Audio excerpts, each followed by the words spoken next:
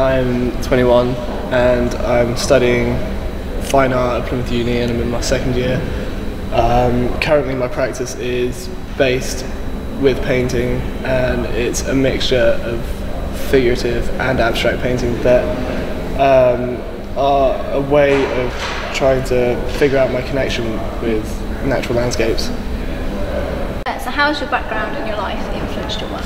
I grew up in North Devon, out in the countryside, so I lived there all my life until I moved to Plymouth. So natural landscapes have always been around me and been something that I've grown up with. What's that word? Oh, sorry. I feel I've gained independence while growing up in natural environments. I was never a town kid. I was always in the countryside, and I feel like this has such a strong impact on myself that I can't really take it for granted, having 20 years of life with that, and then to just suddenly change all my aspects. I think I just made it. How do you think your work has grown progressed? With no real art training, I think I've had to work things out for myself, and my ideas have been getting clearer to myself, and this has made it easier for me to decide to start painting, because it's such a easily read medium. And through that I've been developing abstract techniques and figurative techniques. So how do you create your works and what forms do you work take? I think about the idea behind the work a lot before I actually create the work.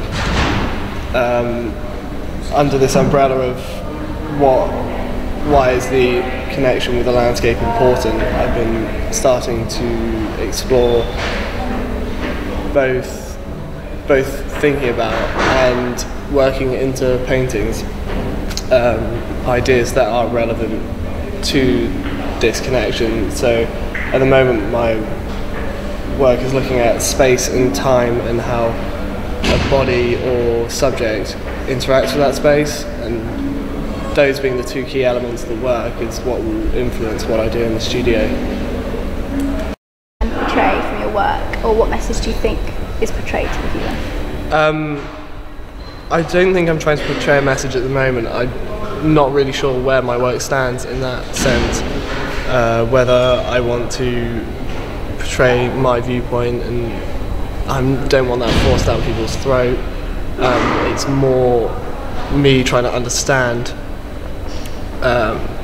like the subject matter rather than, maybe have it in a form that can be explained to people when they read it, but it's more of a selfish process at the moment in trying to create the work, and then maybe one day when I realise my own intentions, then I can start trying to spread those ideas to a wider public.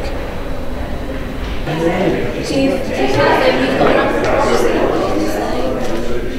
Yeah, I feel like I've said as much as needs to be said. And I'm just thinking whether I should do some work today. At the moment, the biggest influences that artist-wise are Antti Leitinen, who I believe is from Finland. I saw his work at the Venice Biennale last year, and it's kind of like a physical test of himself creating work in natural environments, and it's definitely something I should really work with. And obviously Francis Bacon, just a beautiful painter, and his use of space and the connection of that space with the subject that he paints within it is something that I would like to try and emulate in my work, but it might happen one day, it might not.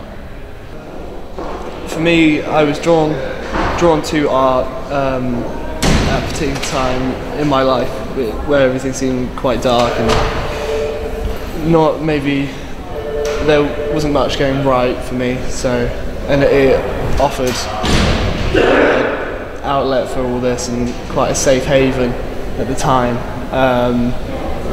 And in respect to the subject, I just think it's something that's been so relevant to me for so long, and it always will be. So why not embrace all those things at once? What does the future hold for you and your work?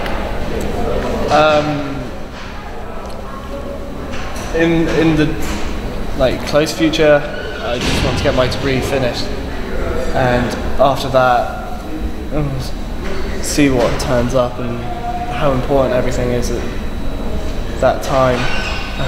Whether I go and work in my own studio, or go to an MA, or end up working for someone is quite open-ended. So the world is my oyster. Look what happened.